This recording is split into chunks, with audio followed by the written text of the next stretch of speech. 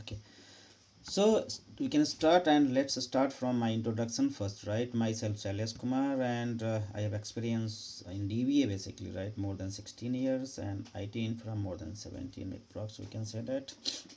In last 7 years, I'm taking interview for the DBA, so I am the technical interview for today, Okay. and I will touch that here. I think you have experience in MySQL and Postgres both, right? So we touch both basically, and we can start from first your introduction and then MySQL technical round. Okay, Sure, so sure, you're gonna sure, start sure. now. Thank you.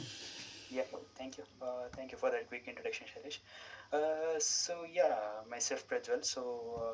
I have a total of 5+ years of experience in IT. So this is my first company which I'm currently working in. Mm-hmm. So I joined here as a college graduate. So Mm-hmm. initially I worked as a big data administrator for first 2 years. Mm-hmm. So wherein I worked on building and implementing monitoring open source monitoring tool like Prometheus and Grafana for the big data related applications. Mm-hmm. So after that, I even implemented PagerDuty, the real-time alerting mechanism.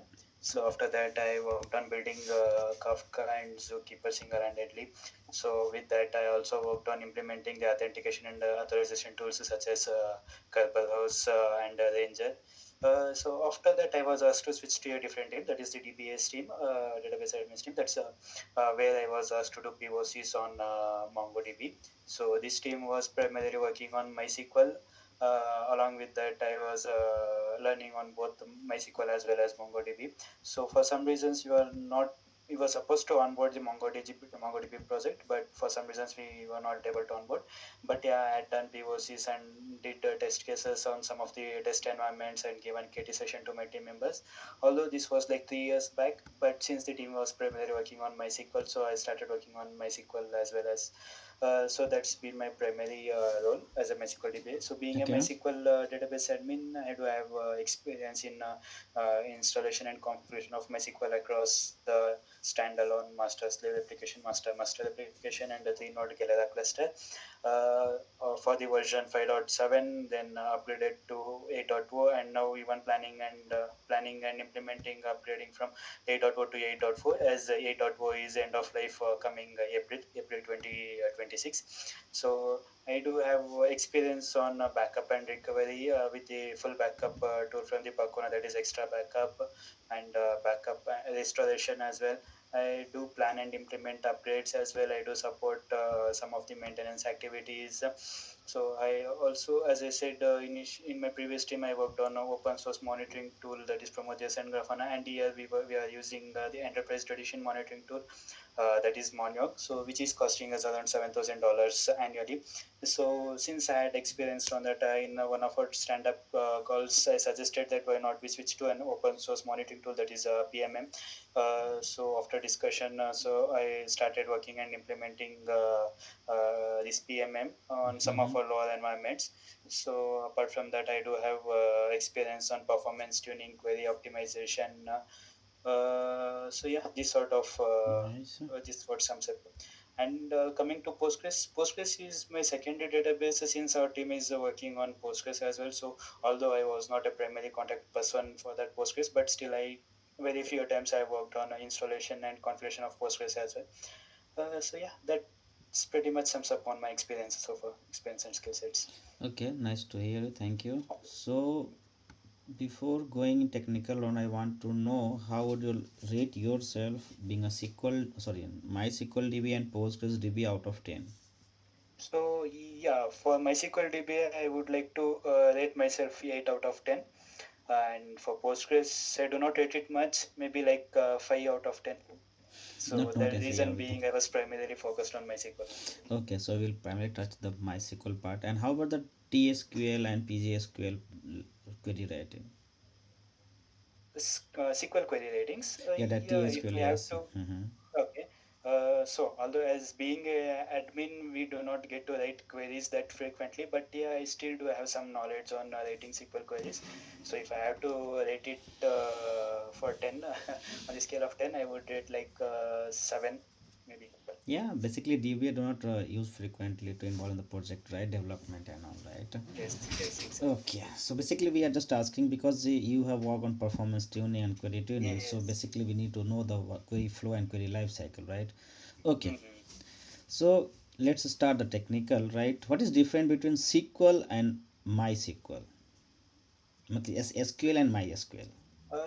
So the SQL Server as well as Not MySQL. SQL Server, that is SQL, a structured query Okay. language. Yeah. So this is completely different from RDBMS and the SQL, right? So okay, SQL queries. So if you are talking about the SQL, so these are the kind of queries which are used to fetch, or if you have to work on to retrieve the underlying storage data, or to manage the schema structures as an admin, that is the DDLs, and manipulation like DMLs as well, the Mm-hmm. insert, update, deletes, these kind of things that we are going to do using the SQL statements. But coming to MySQL is entirely a RDBMS, Relational Database Management System, so which maintains these data, and to fetch the retrieve these data, we are using SQL statements. Okay. So you have work on my dump PG back rest. Okay, PG is different thing. Okay, so going in that first the tech DBA part, right? So Mhm. can you explain what are the different type of backup tool MySQL has? Sure, yeah. So coming to the backup mechanisms, that is like physical backup or logical backup. So I have mentioned MySQL dump as well as extra backup in my resume. So where MySQL dump is the it will extract the data in form of SQL statements. That's a logical backup. Coming to the extra backup, so it is a utility from Pacona, so where we take a full physical backup of our database, like data files, log files, configuration files. So yeah, this is the major difference between MySQL dump and extra backup. So let's have one scenario. We have to take a dump of one databases that size is approx 3 TB, right? Sorry, And it's this is 3 TB. yeah, 3 TB, yeah, right? Okay. And it is Mm-hmm. taking time more than 11 hours, right? So Mm-hmm. we are just planning how can Mm-hmm. we reduce the time or we can complete this backup in shortest time. Okay, so going for a logical backup will be really hectic on this. Mm-hmm. So since the backup has to be converted to the SQL statements, Mm-hmm. so what I would suggest is that going a physical backup will be a most preferred way of taking the backup, because the size being such a huge, so we should go for a physical backup only. Although there are certain limitations as well, not limitations, like certain there are the resource Mm-hmm. consumption process as well. It takes consumes a significant resource consumption. Mm-hmm. So but still, compared to logical backup or dump, it's better to take a physical backup. Okay. So is there any way we can use MySQL shell and we can use this to take a backup? Isn't it possible? MySQL, what is it? What it is? Sorry, MySQL MySQL shell. shell. Uh, Have you heard this tool? MySQL shell. It is introduced in I think 8 version, right? No, I haven't used MySQL shell yet. Yeah, it's introduced in MySQL 8, version 8.0. Okay. But yeah, to be honest, I am not Can you explain yet. the architecture of MySQL? Any version? Uh, Mm-hmm. Sure, sure. So it is a three-layered architecture. One is the application layer, then the logical layer, Mm-hmm. and then the physical layer. So application layer, as in where the application users will interact with the database. The major part as a DBA concern will be the logical layer itself. So coming to the logical layer, so there can be various kinds of users like a administrator or the again dev users. So these kinds of users. So basically for an admin user, whenever it tries to run anything, so these events changes will be first going through the DDL compiler, then through the execution engine. But coming to the application interface, the application users or the dev users, so for them, the DML, if they runs any of the DML statements, so it has to go through a certain pipeline of components to fetch any data, which ultimately reaches to the database to retrieve any underlying storage. So that can be like DML compiler and then query parser, where the query will the the significance of DML compiler is that the relevant SQL statements are extracted here. So moving down the pipeline, it will then go to query parser, where it creates a parser tree structure for the next component to understand, make it easy for the next component to understand that SQL. So after that, there is a query processor, so which checks the syntax and semantics of the query. So then we have the security or integrity kind of manager, where it checks the permissions and privileges for that particular user, if he has an enough permission to retrieve the data which is asking in the SQL statement for so and so database or table. So after that, the query then moves down to the query optimizer. So where the MySQL optimizer will make use of indexing or other sort of optimization options, so that data can be retrieved quickly and avoid disk scans basically. So that will be coming the next going forward. So after then, that query is going to be executed through the execution engine. Okay. What is the different type of a storage engine in MySQL? So there are various different types of storage engines. What basically the first one is the InnoDB storage engine, then MyISM storage engine, and there are few more memory Hip. storage engine, and there are few more actually. So right now I can recall these three Okay, sort of not, storage yeah, okay, engines. not an issue. So can you distinguish between MySam and InnoDB? So InnoDB offers a variety of features such as crash recovery, which can be scaled for heavy read and writes as well. So yeah, if we step into the InnoDB architecture, we can again discuss more on this. But basically, my ISM, this can be suggested only if there is a read-only kind of application usage is there. So yeah, I can list out these differences as of now for my ISM and InnoDB. Okay. How does InnoDB handle crash recovery? InnoDB storage engine has the redo logs and undo logs, and it also has something called double rate buffers. So coming the significance of double rate buffer is that before the data is being flashed to the disk or the physical storage, so this changes has been logged in this double rate buffer. So in case of there is any crash, can make use of that and bring the database system back to the previous stable state. So yeah, Okay. So have you got chance to work on that encryption part, masking, encryption part. Yeah, SSL? coming to the encryption part. So there is a TDE, transparent data encryption, which makes use of master key and table space. And there is one more way we can encrypt the data, that is AES encryption or AES description.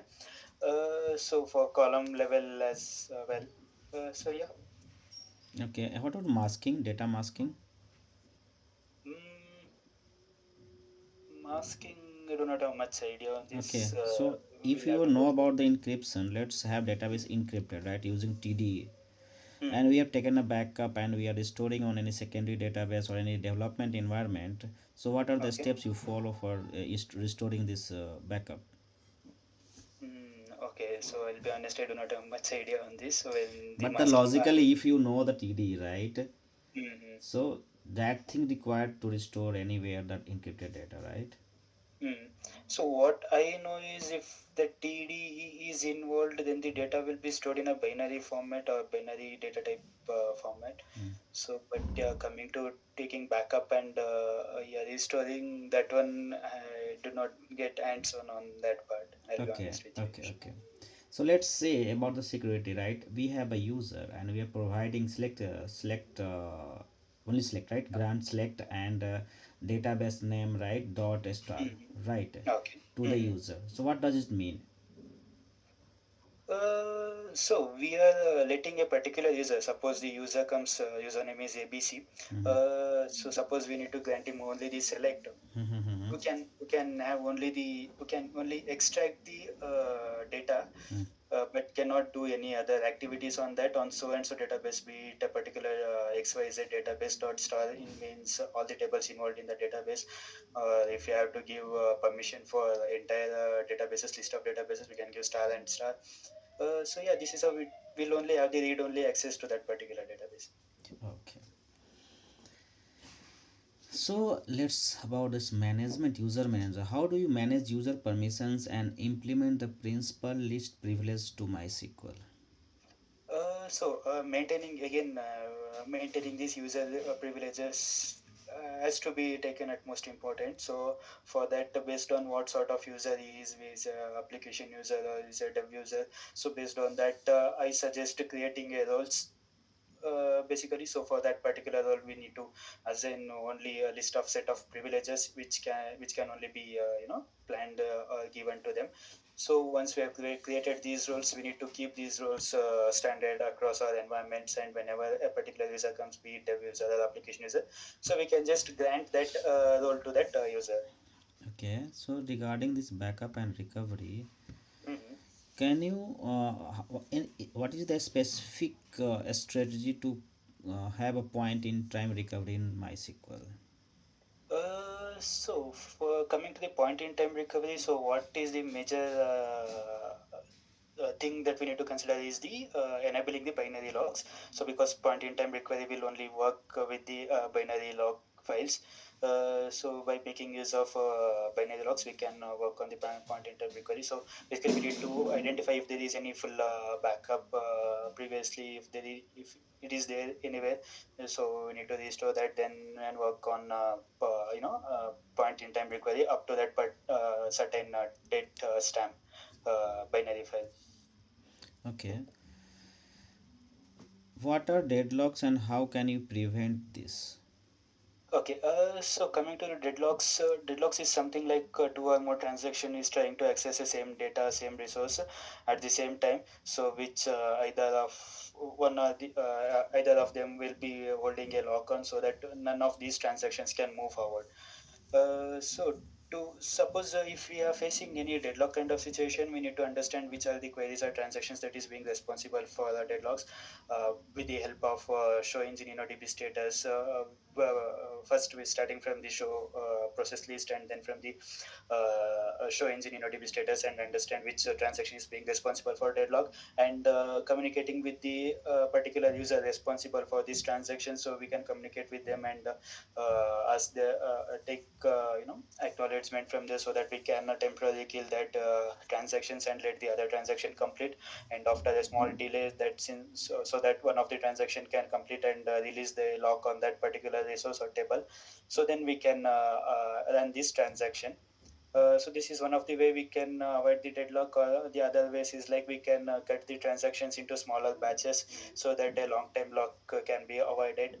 So other than that, indexing is one of the major thing here. So where we can avoid, rather than to lock the entire table, we can try to lock row level locking will be there. So if the same table is being requested by the other transaction for a different row, so it can parallelly work on that as well. So this is Okay. how somehow we can work on deadlock situation. Okay, so you told about the indexes, right? So what is Mhm. index? So index can be something. So suppose a table, in a table we need to identify a column which we can assign as a primary key. So primary key basically decides the structure of that table. I mean the rows structure.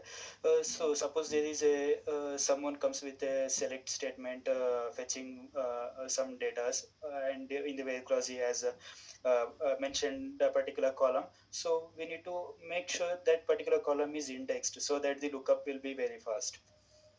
What are different type of indexes in MySQL? Can be primary index, secondary index, covering index, clustered index, uh, B tree index, that is the structure of the index again, compound index. Yeah, these are some of the types of indexes in Okay. MySQL. You work on sharding, scaling and Mm. sharding, right? No, no, no. Sharding I haven't worked. So as I said, in initial stages while I was doing POCs for MongoDB, so then I had worked on it, but on MySQL side, no, I haven't. Okay. So what is the difference between cluster and non-cluster index? So the clustered index is say suppose there is a thousand rows here. So we have clustered index acting on it. So what that initially does is it will entirely filters out the entire rows into two parts. First part from what to 500 rows, then other part to 500 1 to 1000 rows. So the optimizer will straight away can eliminate reading the off of the rows here. So then again in that first set of 500 rows, again it is being divided likewise only, so that the optimizer can directly point out to the required data. What are the non-cluster? Non-clustered index will I need to check that one. Okay, not all. Need to How go would you optimize MySQL configuration to high concurrency workloads? high concurrency workloads. So workloads irrespective of it's a write heavy or read heavy like that way, Yeah, right? whatever the user connections, number of transactions, right? Bulk Okay. insert operations, right? Mhm. So in that case, we need to start with the setup or the topology as well. So in order to high concurrency, we can scale the read-only request from primary server to the slave server. So well, the primary server which can only take the write events, while the slave server can be configured to take the read requests. This is one of the way. And again, if you are going this way, again there are a set of parameters that needs to be tuned in the my.cnf, which can help to retrieve data quickly in case so in a read high the slave server where the reads are being directed. So on these kind of servers, it's better suggested that the memory 70 to 80% of memory will be assigned to the buffer pool size, so that the frequently accessed data will be stored in the memory, so rather than fetching from the disk. uh, so yeah, this is one of the way we can scale up the loads. Okay. So the slowness, what is the slowness of the query, right? And how can you optimize this? The slowness is on the database level or on the from the query level? Database level. So okay, there can be many number of reasons why the database is performing slow.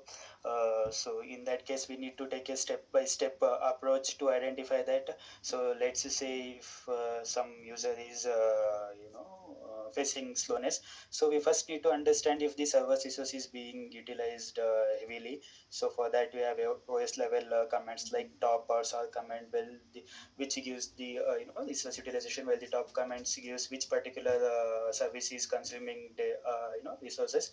So suppose if you are seeing MySQL at the top consuming the high CPU, so then we can log into the MySQL and run the show process list and understand if there is any queries stuck for a long time. And if that is the case, we need to see if that query is due to the lock contentions, if there is any lock contentions behind it. And that can be the one of the reason. And other than that, there can be other reasons, like there could be other background processes running, like alters or insert update deletes might be running in the backend as well. So other than that, on the server level, we can see if there is any other process running, like backup process is running, so which can be responsible for this slowness again. So yeah, these are some of the options which I can recall as of now, which can be responsible for the slowness. Okay. So you told me that is locks and blocks. So how can you check that there's a lockings and blockings on the database or table level or object level? Sure, yeah. For this, we need to understand. We can run the show engine InnoDB status statement to understand the in detail. So what exactly is happening? So again, if we run show engine InnoDB status, it will give a set of sections where we can see which transaction is currently running, what are the deadlocks, current deadlocks as well. So this is one of the way we can check, and we can also check the buffer pool utilization, the hit ratio, so if that is configured properly or not. So that's one more option. Other than that, we do have this performance schema database. Even there we can go and understand what is causing for this slowness, or the transactions that is responsible for it. Okay. What are the what are the parameter you tune for performance tuning in config file? Sure, yeah. So for performance tuning, one thing is InnoDB flush log a transaction commit, and then we have sync win log, then we have max IO capacity, then we have maximum connections, and then we have sort few more parameters related to the memory related parameters, and what else we have. What are open files, table, open tables? Yeah, InnoDB log files as well, and the temporary table size, heap table size. Yeah, these are some of these parameters which can be tuned in to optimize the performance. What is the difference between explain and explain analyze? Okay, so explain come from the version below the version 8.0 from 5.7. The explain will show, suppose there is a query, slow query. So if you run explain and add that slow query there, it will show what sort of statement it is, and what index it is using, what index can be options, how much rows are filtered. But going to the explain analyze, so it will give us a detailed explanation on I mean how much time that is being taken for that particular query to execute and retrieve the data. So explain analyze basically gives us a more detailed explanation on that query. Okay. Hmm. So I just missed that one question. Okay, okay, sure, sure. Okay. So yeah, what is the difference between table scan and sequential scan? Table scan and sorry, Sequential scan. sequential scan.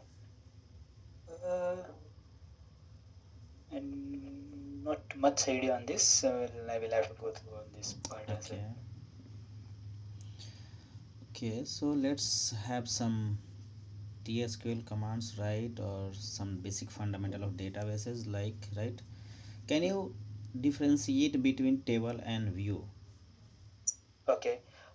So table is an actual table in a database, but coming to the view can be the result set of two or more tables. So suppose every time if a user has to fetch the data, she need to add unnecessary joins and with the related tables and fetch it. So this will again, what happens, the query is again taking time to fetch data from different tables, and again the other reasons what were discussed so far, that the indexing and other parts will come into picture. So what view does is it's basically a virtual table, so it will take all the data from the two or more tables and will be stored in one particular table, so that next time when a user has to retrieve the data from the same he can avoid writing a huge query and fetch that data from the view table. Okay, what is different between view and materialized view?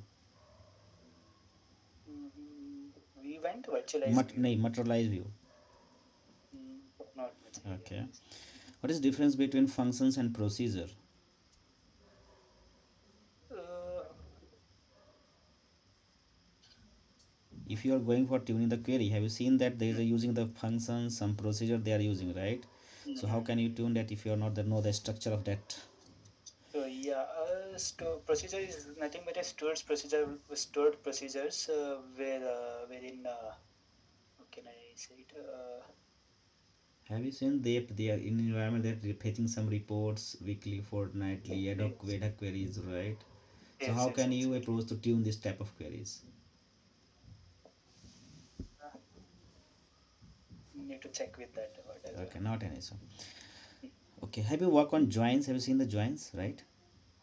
I went to worked it on much, Okay, joins is left, something that I need to okay, pay more attention as well. not an issue. Okay.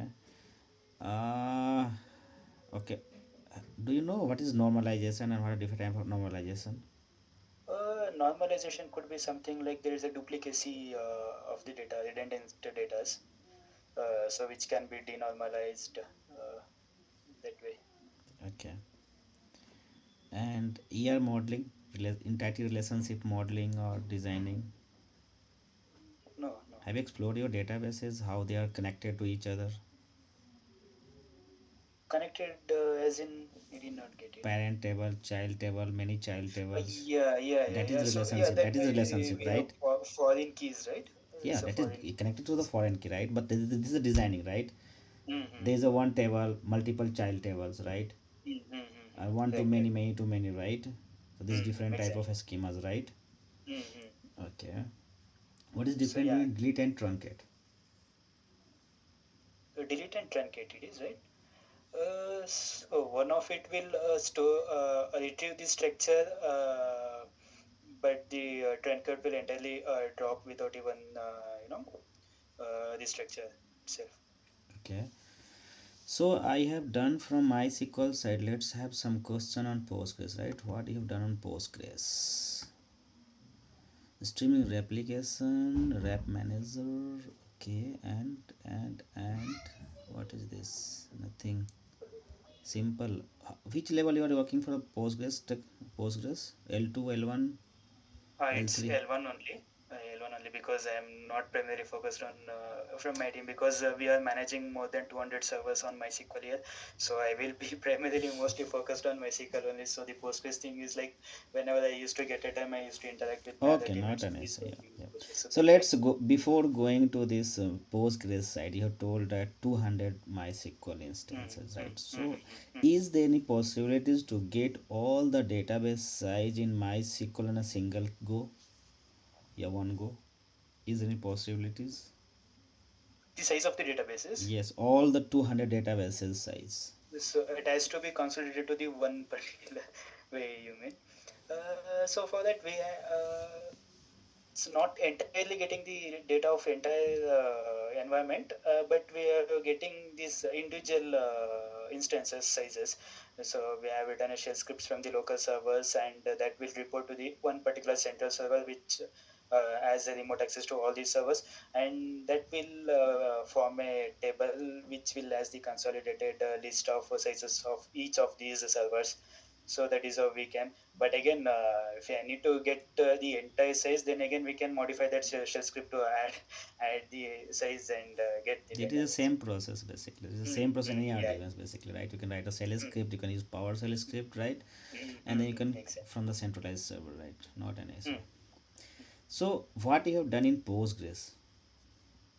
So coming to the Postgres, I have done sometimes I have worked on installation part, installation configuration for the version PG 14, 15, and even 17. Mm-hmm. So once I had worked on upgrade as well. So other than that, for some of the times we do get requests like to create databases or user management related tickets. So I worked on that part as well. So some of the cases, very rarely it had happened. Like one of the primary server goes down and the standby gets promoted to primary. So then again we need to check and again bring that old primary back as the primary server and keep the standalone as it, so that the failover part basically. So I worked on that, and what else? Postgres. Sometimes supported for patching on other maintenance activities. So yeah, these are. Okay, And so have you monitoring your Postgres server in your environment? yeah, yeah, we are monitoring our Postgres servers. So what So are it's that system catalog you are using? system catalog as in the ticketing tool you mean, No, no, or the system monitoring catalog tool? for monitoring that Postgres, right? Okay, If you're so monitoring, for you're using system catalog or any Linux commands, right? Yes, yes. We do have shell scripts yeah, scheduled in the cron tabs, so which will give us those alerts if the service is down, and if the resource utilization is, we set a threshold, a certain threshold for the resource utilization CPU or memory, and so whenever that threshold is crossed, it will throw us an alert, and the connection part as well, the concurrent connections. So if that reaches a certain threshold value, say again, that will throw us an alert. So that will be in the local server itself, the shell scripts. And as I said, we have a centralized server as well. So even this server will monitor, take the reports from these remote servers.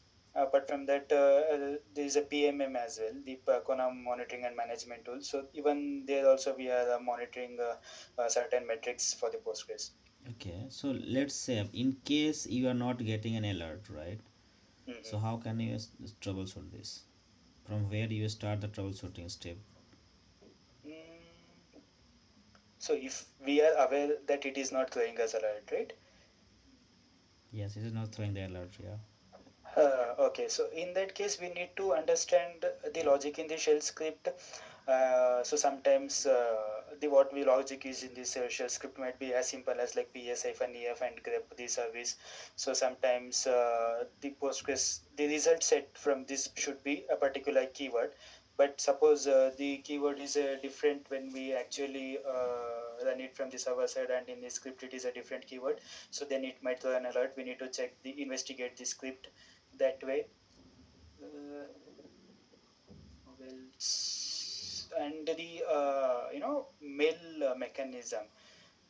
So even that we need to check if that particular mechanism, the mail utility used in the shell script is working properly or not. So that is the other way. Okay, So yeah, this can be. So basically, we first need to check if that service is running properly or not. Then we need to understand why did this throws an alert. So yeah, this way we can move okay. forward. How can you check the Postgres services up and running or not? What is the command for Uh, that? sure, yeah. So one is the systemctl status Postgres and the version of the Postgres that is running in a dot service. So that is the one way we can. That is the standard way we can check the service as well. Other than that, if you are not aware of which version it is, so then we can easily do this ps-ef grep-i Postgres. So that will show us which version is running there. It will list the number of whatever the process is running from the name of Postgres. So that will give the version as well. So that way we can check the status. Okay, so you have done installation part, right, in the Postgres. Mm-hmm. So if you are installing Postgres 15, right, and Mm-hmm. you have created one user defined table database, or sorry, user defined, let's say have our name is db activity, right? Mm-hmm. So where this data was created, on which table space it will be created? So one there is a physical file in the data directory which is called HBA file. Hmm. So hba.conf basically. So here we need to add this user level details here as well No, in no, I'm from just which. asking if you're creating new databases, right? Mm-hmm. So on Okay, which sorry. table space it will created? Yeah. Okay. So that part I need to check. Okay, okay. No, because you are installing that, you have checked that where this is. Okay, what are the system databases in Postgres? Yeah, again I need to go much internally depth into my I mean, you Postgres. have done the installation, right? So you can, Yeah. after installation, you check that, right? It is working fine or Mm-hmm. not, right? You're connecting from Mm-hmm. Yeah, PG yeah. admin, you're connecting from the PGSQL, right? The client tool. Mm-hmm. Mm. Okay. Yeah, exactly. I do have checked that, but to be honest, I did not dedicatedly went to the data directory level and the data files, what all the system table spaces are there. So even this much depth, I did not went inside the Postgres set. But yeah, I will be going forward. I will be learning Mhm. pretty soon. Okay, okay. So I think yes, I have done from my side. Do you have any question?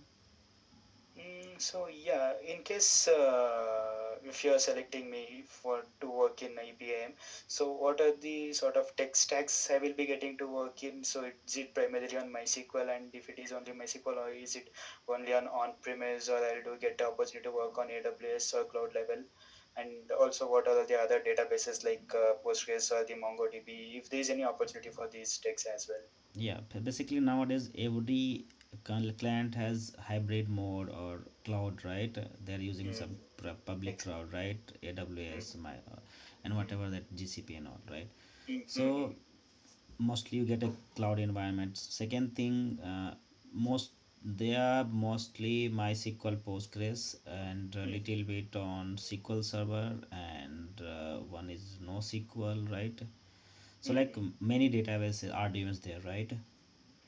Okay, yeah, Okay, right. and yeah, anything else? So, Mm-hmm. yeah, I mean, what will be my role basically from the day one if I get to selected That is here? depend on the primary technology, right? If Database. you are prioritizing Okay. MySQL, then you can definitely work on MySQL. And Okay. if the team is not available, then you have to just provide L1 level support, right? Some looking at databases and debug that, right? Because Mm-hmm. every company is looking for the multi technology guys, right? Mm-hmm. Because they are Mm-hmm. Exactly. balancing their support system, right? Simply, Mm-hmm. nothing else. Exactly. Yeah.